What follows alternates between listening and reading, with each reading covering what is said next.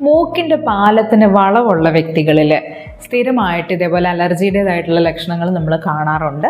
ഇതിനു മുന്നേ നമ്മൾ മൂക്കിലെ ദശയെ പറ്റിയും അഡിനോയിഡ് ഹൈപ്പർട്രോഫിയെ പറ്റിയും മുന്നത്തെ വീഡിയോയിൽ ഡിസ്കസ് ചെയ്തിട്ടുണ്ടായിരുന്നു.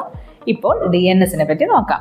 ജന്മന തന്നെ മൂക്കിന് വളവുള്ളവരുണ്ട്. അത് അല്ലാതെ അപകടങ്ങളോ മറ്റോ സംഭവിച്ചിട്ട് മൂക്കിന് വളവ് ഉള്ളവരും ഉണ്ടാകാം.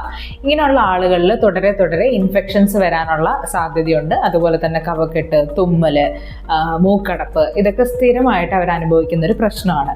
അപ്പം ഈ ഒരു DNSന്റെ പ്രശ്നം നിലനിൽക്കെ നമ്മൾ ചിലപ്പോൾ മറ്റ് സിംറ്റംസിനെ ട്രീറ്റ് ചെയ്യാൻ ശ്രമിച്ചാൽ അത് ക്ലിയർ ആയിക്കൊള്ളണമെന്നില്ല. ബിക്കോസ് മൂക്കിൻ്റെ ആ വളവ് അവിടെ അങ്ങനെ തന്നെ തുടരുന്നത് കൊണ്ട് തന്നെ സിംറ്റംസ് നമുക്ക് ക്ലിയർ ചെയ്യാനായിട്ട് വളരെ ബുദ്ധിമുട്ടായിരിക്കും. അതുകൊണ്ട് DNS ഉണ്ടെങ്കിൽ അത് പ്രോപ്പറായിട്ട് ഐഡൻറ്റിഫൈ ചെയ്ത് അതിനുള്ള കറക്റ്റീവ് ട്രീറ്റ്മെൻറ്റ് എടുത്തതിന് ശേഷമാണ് നമുക്ക് സിംറ്റംസ് കറക്റ്റ് ചെയ്യുന്നത് കുറച്ചുകൂടി നന്നാവുക.